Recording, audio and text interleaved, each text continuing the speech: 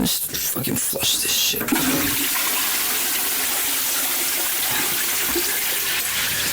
Yo, I figured it would be a great idea to start the video off by flushing some old shit down. Anyway, what's up, guys? First of all, man, I just gotta say thank you for the feedback on the previous video. You know, I received a lot of messages from basically people all over the world. And that to me is kind of surreal, because a lot of times, man, I forget that I do have a lot of people from different countries that listen. And I received a couple of messages from people who say, yo, if you want to come fly out and chill, and just if you ever need a break, come through, man. My door is open. You can stay at my place. And that's just crazy, man. I appreciate it so much.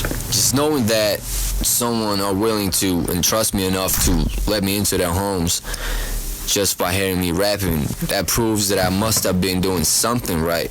You know, I sit inside of a studio, inside of an industrial building, actually. Shout out to the people who let me in here.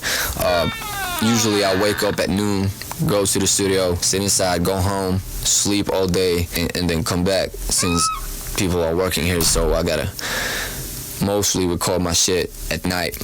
When you don't even see daylight and you don't really talk to people a lot, it does something to your brain. So yeah, I was a little bit down in the previous video, but I'm back. Let's go. Ups and downs, everybody go through it, and I just happened to record one of my, as I said, halfway breakdowns or whatever. But I did receive a book in the mail today. It's a book about Norwegian rappers. That means a page about me as well. And I remember meeting the author. He interviewed me, and he seemed like a cool guy. He's a highly respected journalist, and yeah, especially in the hip-hop community as well. So that to me is a fucking big deal, being in a hip-hop history book. So I wanted to show my grandma that shit. And man, I gotta be real, I was kind of hurt and a little bit disappointed. I mean, I'm used to getting misinterpreted online, but it's something way different being portrayed as just a wannabe in a fucking book.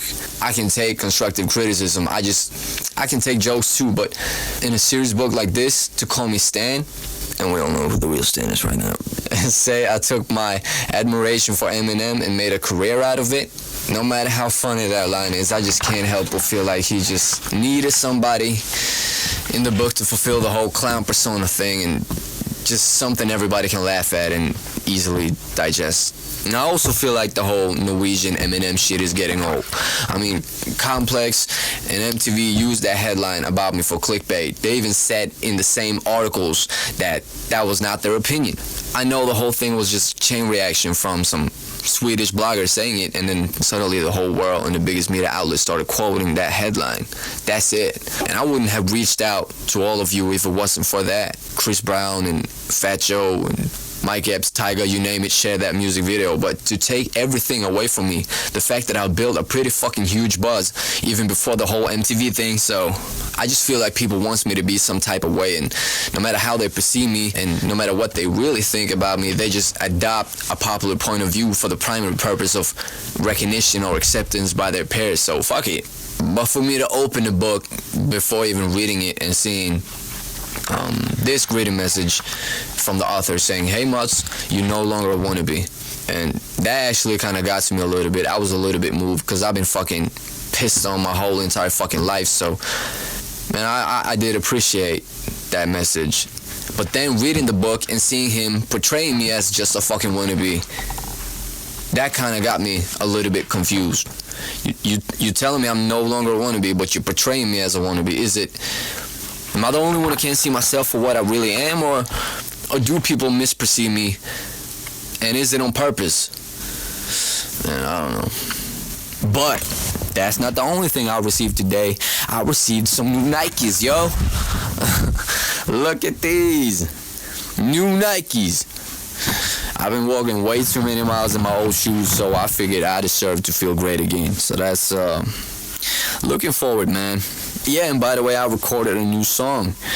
I feel like it's next level shit. So anyway, I'll start doing this vlogs or whatever you want to call it a lot more often. So every time I feel like being a bit more honest than what my comfort level wants me to, then I'm gonna make a new one. So yeah, appreciate you guys for real.